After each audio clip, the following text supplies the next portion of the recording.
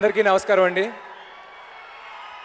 ఇక్కడికి వచ్చేసిన పెద్దలు, స్టేజ్ మీద ఉన్న పెద్దలు, మీడియా మిత్రులకి, అలాగే ఎక్కడి నుంచో వచ్చి ఇంతగా ఈ ఫంక్షన్ని సక్సెస్ చేసిన అభిమానులందరికీ once again thank you very much. నేను సినిమా హీరో అయినప్పటి నుంచి నాకు చిరంజీవి గారి వైపు ఉన్న అభిమానాన్ని తెలుపుకోవడానికి ఒక మంచి మేడ చూస్తున్నాను, ఒక స్టేజ్ చూస్తున్నాను. కానీ అవకాశం నాకు ఎప్పుడు దొరకలేదండి, నాకు ఎవరు మైక్ ఇవ్వలేదు. బట్ ఇవాళ నాకు ఒక మంచి అవకాశం వచ్చింది. బట్ అది best part of the speech అనక అది లాస్ట్లో చెప్తాను. ఒక 5 minutes నా మనసులో మాట చెప్దాం అనుకున్నాను. బట్ అంతకుముందు నేను సినిమా గురించి మాట్లాడాలి. సినిమా కథ విషయానికి వస్తే కొత్త జంట అనే సినిమా చేసిన తర్వాత 2 years బ్రేక్ తీసుకున్నానండి. ఆల్మోస్ట్ 2 years అవుతుంది రిలీజ్ అయ్యి. నా టార్గెట్ ఏంటంటే ఈసారి మళ్ళీ ఇంకొకసారి సినిమా చేస్తే ఒక స్ట్రాంగ్ కథ, అందరికీ నచ్చే సినిమా చేయాలని. సో కంగారు పడకుండా ఆగి పరశురామ్ గారు నేను ఈ సినిమా తీసాము. ఈ సినిమా గురించి ఏం చెప్పాలంటే, మా కెరియరు హిట్ ఇవ్వాలి, గ్యాప్ వచ్చింది, ఇలాంటి ప్రెషర్ ఏం పెట్టుకోకుండా మా first target is to satisfy the audience. వాళ్ళు 4 గంటలు మాకు కేటాయించి, వాళ్ళు 100 రూపాయలు మాకు ఇచ్చి నమ్మి సినిమాకి వచ్చిన ఆడియన్స్కి ద బెస్ట్ ప్రోడక్ట్ ఇవ్వాలని నేను, మా డైరెక్టర్, మా టీం అందరం కృషి చేసామండి. So I hope August 5th ఈ సినిమా రిలీజ్ అయినప్పుడు మీరు, మీ కుటుంబ సభ్యులు అందరూ నిజంగా ఈ సినిమాని ఎంజాయ్ చేస్తారనుకుంటున్నాను. అండ్ మేము కథ మీద పని చేస్తున్నప్పుడు కూడా ఈ సినిమాకి నిజంగా విలన్ అవసరం లేదు. సో సార్ అలాంటప్పుడు విలన్ వద్దు, ఫైట్ లేవు, వద్దు, పర్లేదు, ఆనెస్ట్గా మనం చెప్పాలనుకున్న విషయం చెప్దాం. సో ఈ సినిమా కథ 2 ముక్కల్లో ఏం చెప్పాలంటే, ఏ ఇంట్లో అయితే ఆడవాళ్ళు గౌరవింపబడతారో ఆ ఇంట్లోనే దేవతలు కొలువు తీరుతారు. సో సింపుల్గా ఒక విషయంలో చెప్పాలనుకుంటే ఇది మా సినిమా మెసేజ్ అండి. బట్ దీన్నే ఒక అమేజింగ్ ఎంటర్టైన్మెంట్ తోటి, సాంగ్స్ తోటి, ఫన్ తోటి ప్యాక్ చేసాం. ఈ సినిమాలో నేను చాలామంది పెద్ద సీనియర్ ఆర్టిస్టులతో పాటు యాక్ట్ చేశాను. రావు రమేష్ గారు, ప్రకాష్ రాజ్ గారు, తనికెల భరణి గారు, అలీ గారు, సుబ్బరాజు, సుమలత గారు, ప్రగతి, ఇలా ఎంతోమంది పెద్ద పెద్ద ఆర్టిస్టులతో నాకు నటించే అవకాశం కలిగింది ఈ కథ. So I have to thank my director again for it. And మమ్మల్ని ఎంత అందంగా చూపించిన మా డిఓపి మణికంఠన్ గారికి థ్యాంక్స్ చెప్పుకోవాలి. ఈ సినిమా మ్యూజిక్ని తమన్ని అప్రోచ్ అయినప్పుడు చెప్పాను, భయ్యా నువ్వు నీ మైండ్ నుంచి సరైనోడు, బ్రూస్లీ, రేసుగుర్రం ఇవన్నీ డిలీట్ చేసి అవన్నీ వేరే టైప్ ఫిలిమ్స్, మీ గురుగారు మణిశర్మ గారు ఉంటారు కదా, కొంచెం ఆయన మోడ్లోకి వచ్చి మాకు అనుకోండి మెలడీలు విత్ లవ్ స్టోరీ అని చెప్పాను. సో మేము అడిగినట్టే అద్భుతమైన మ్యూజిక్ అందించారు తమన్. ఈ సినిమాకి నిజంగా ఒక కొత్త ఫ్లేవర్ తీసుకొచ్చారు. So I'd like to thank Thaman. And మా ఎడిటర్ మార్తాన్ కే వెంకటేష్ గారు నిజంగా అద్భుతంగా కట్ చేశారండి మా సినిమాకి. Like that my choreographer Raghu గారు కానీ, మిగతాలు కానీ, I like to thank all of them. ఒక 2 minutes ఓకే వస్తున్నా, అక్కడికి వస్తున్నా, ఒక 2 minutes. సో నాతో పాటు నాకు ఎంతో సపోర్ట్ ఇచ్చినారు మా ఫాదర్, మళ్ళీ ఈ బ్యానర్లో పనిచేసే అవకాశం ఇచ్చారు. So I'd like to thank my dad and మా గీతా ఆర్ట్స్ టీమ్ అండి. మా డాడీ కన్నా నాకన్నా ఎక్కువ కష్టపడిన సినిమాలో మా బన్నీవాస్ గారు, మా ప్రొడక్షన్ నాగరాజ్ గారు. So I have to thank everybody who worked on this film. And finally మా హీరోయిన్ లావణ్య గురించి చెప్పాలి.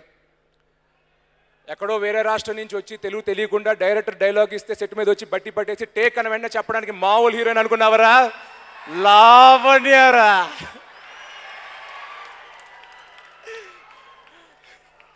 సో నేను ఎప్పుడు లావణ్యకి చెప్తుంటాను, డైరెక్టర్ గారు అన్నట్టు నీకు 2 faces ఉంటాయి, 1 before శ్రీరస్తు, 2 after శ్రీరస్తు. మొన్న ట్రైలర్ లాంచ్లో కూడా డైరెక్టర్ గారు అన్నట్టు ప్రతి కుర్రోడికి లావణ్య లాంటి గర్ల్ ఫ్రెండ్ ఉంటే బాగుందని అనిపిస్తుంది ఈ సినిమా చూసాక. నిజంగా ఆ అమ్మాయిని చూసాకే డైరెక్టర్ గారు ఇన్ని పంచులేశారు. మీరు చూసుంటారు కదా సినిమా టీజర్లోను, ట్రైలర్లోనే అన్ని అమ్మాయిని చూసే. సో ఈ సినిమాని నిజంగా చాలా నిజాయితీతోటి మంచి మిమ్మల్ని అందరూ ఎంటర్టైన్ చేద్దామన్న ఉద్దేశంతో తీసాం. 5th August రిలీజ్ అవుతుంది. సో ఖచ్చితంగా చూడండి. అండ్ ఇప్పుడు మెయిన్ టాపిక్, మెగాస్టార్ చిరంజీవి గారి గురించి నేను చెప్పాలనుకున్నా. యాక్చువల్లీ నేను ఒక 2-3 గంటలు మాట్లాడగలను ఈ టాపిక్లో. బట్ క్రిస్ప్గా నేను అనుకున్న 3 విషయాలు నేను చెప్తానండి. అఫ్కోర్స్ ఆయన మెగాస్టార్గా, ఆయన సినిమాలు, ఆయన చూసిన హైట్స్, ఆయన బ్రేక్ చేసిన రికార్డ్స్ ఇవన్నీ మీకు తెలిసిన విషయమే, కొత్తగా నేను చెప్పాల్సిందే లేదు. బట్ నాకు తెలిసిన నా మెగాస్టార్ మా మామయ్య గారు. లైఫ్లో నాకు ఎన్నో విషయాల్లో రోల్ మోడల్. ఆయన నుంచి నేను లైఫ్లో ఒక 3 విషయాలు నేర్చుకున్నాను, చాలా విషయాలు నేర్చుకున్నాను. దాంట్లో ముచ్చటగా 3 విషయాలు మాత్రం చెప్తానండి. ఒకటి, ఆయన నుంచి నేర్చుకుని నేను బాధ్యత అనే విషయం. నేను 11th standardలో ఉన్నప్పుడు బాగా లావుగా ఉండేవాడిని, చదువు పెద్ద ఉపయోగం కాదు.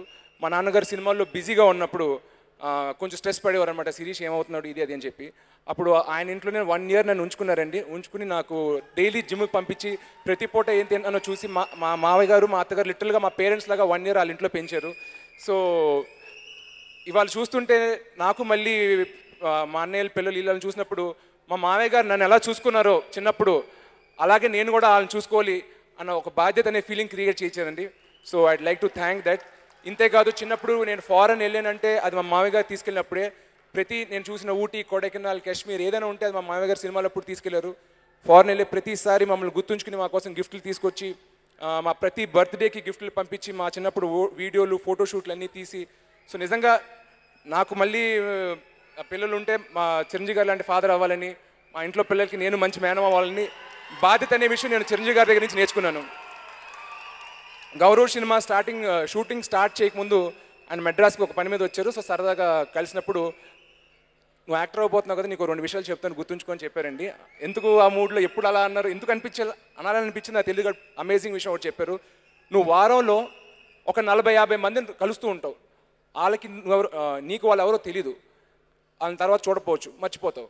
కానీ వాళ్ళు శిరీష్ అనే వ్యక్తిని ప్రాబ్లీ లైఫ్లో ఒక్కసారి కలుస్తారు. సో అలా కలిసినప్పుడు వాళ్ళు గుర్తించేలా చేయి, వాళ్ళు గుర్తుంచుకునేలా చేయి. ఫోటోలు అడుగుతారు, ఆటోగ్రాఫ్లు అడుగుతారు, ఇబ్బంది ఉంటుంది, నువ్వేదో మూడ్లో ఉంటావు, ఉండకపోవచ్చు. బట్ రిమెంబర్, లైఫ్లో వాళ్ళు ఒకసారి కలుస్తారు. సో నేను కలిసే ప్రతి వ్యక్తి నిన్ను కలిసి వెళ్ళిపోయి ఒక మధురమైన జ్ఞాపకంతో వెళ్ళాలని చెప్పి నాకు గుర్తు చేసి చెప్పారు. నేను అది మైండ్లో బాగా దించుకున్నాను. సో ఎప్పుడైనా ఎయిర్పోర్ట్లో ఉన్న, షాపింగ్ మాల్లో ఉన్న, బయట ఉన్న ఎవరైనా ఫోటో అడిగినా, సెల్ఫీ అడిగినా నేను చాలా ఓపిక్గా ఇవ్వడం అనేది చిరంజీవి గారిని చూసి నేర్చుకున్నాను. ఆయన అప్పుడే చెప్పారు. ఇంకొక విషయం నాకు చెప్పారు అదే కాన్వర్సేషన్లో, మనిషికి ఆకలి, ఇల్లు, డబ్బు ఇలా కాకుండా ఎక్కువ తను కోరుకునేది గుర్తింపు. మనిషి బాగా కోరుకునే విషయం గుర్తింపు. సో నీ కింద పనిచేసే స్టాఫ్ కానీ, మీ డైరెక్టర్స్ కానీ, నీ టెక్నీషియన్స్ కానీ, నీ చుట్టుపక్కల ఉండేవాళ్ళు కానీ ఎవరైనా ఒక మంచి పని చేస్తే వెంటనే అది గుర్తించి వాళ్ళు ప్రోత్సహించు అని చెప్పి నాకు చెప్పారండి. సో అప్పటి నుంచి నా స్టాఫ్ కానీ, నా చుట్టుపక్కల వాళ్ళు కానీ భయంతో కాకుండా ప్రేమతో గెలుచుకోవడం నేర్చుకున్నాను. అక్కడి నుంచి నా లైఫ్ నిజంగా మారింది. I'm much more happier. అవతల కళ్ళలో ఆనందం చూస్తుంటే అది నాకు రెట్టింపు ఆనందం వేస్తుంది. అండ్ అదే కాకుండా ప్రోత్సహించడం గురించి చెప్పాలంటే, మా ఫ్యామిలీలో ఉన్న ప్రతి ఫ్యామిలీ మెంబర్, పవన్ కళ్యాణ్ గారు కానీ, బన్నీ కానీ, చరణ్ కానీ, వరుణ్ కానీ, తేజు కానీ, మా ఫంక్షన్స్ దేనికి పిలిచినా అదొక బరువుగా కాకుండా ఒక బాధ్యతగా ఫీల్ అయ్యి వచ్చి మమ్మల్ని ప్రోత్సహించినందుకు చిరంజీవి గారికి మరొకసారి థ్యాంక్స్ చెప్పుకోవాలి. అండ్ కేవలం మా ఫంక్షనే కాదు, లాస్ట్ ఇయర్ చూసాను మా ఫ్యామిలీకి ఏం సంబంధం లేని ఒక అవార్డు ఫంక్షన్లో 3.5 గంటల నుంచి ఆయన చేతుల మీద 40-50 అవార్డులు ఇప్పించారండి. అది నిజంగా ఒక ఇండస్ట్రీ పెద్దగా ఆయన ఫీల్ అయ్యి నిజంగా అచీవ్ చేసిన వాళ్ళు ఎంకరేజ్ చేయడానికి, మా ఫ్యామిలీనే కాదు బయట వాళ్ళు ఫ్యామిలీలు ఎప్పుడు వెళ్ళిన అన్ని ఏం ఫంక్షన్స్ ఉన్నా చిరంజీవి గారు అటెండ్ అవుతుంది. సో నేను కూడా నేర్చుకుంది ఏంటంటే, నిజంగా మన చుట్టుపక్కల ఎవరైనా చేస్తే, ఏమైనా మంచి పని చేస్తే వాళ్ళని ప్రోత్సహించాలని. నేనే చాలా ఇబ్బంది పడ్డాను ఈ ఫంక్షన్ పిలవడానికి, ఎందుకంటే 5-6 హీరోలు ఉన్నాం. సో సినిమాలు సంవత్సరానికి 7-8 సినిమాలు మావే ఉంటాయి. బట్ ప్రతి ఫంక్షన్ని చిరంజీవి గారు రావాలని ఎక్స్పెక్ట్ చేయడం సహజం కాదు. కానీ ఇంకా తప్పక ఇప్పటివరకు నా ఆడియో ఫంక్షన్ దేనికి చిరంజీవి గారు రాలేదనుక మొహమాటంతో, ఇబ్బందితో అడిగాను. బట్ వెంటనే నా ఎస్ చెప్పినందుకు I'm thankful very much to Chiranjeevi గారు అండి. Thank you very much. నాకు పక్కనే ఉంటుండే చిన్న టెన్షన్ వస్తుంది. మామూలుగా స్టేజ్ ఫియర్ లేదు, కానీ చిరంజీవి గారు పక్కన ఉన్న వెంటనే చిన్న ఉనికి వస్తుంది.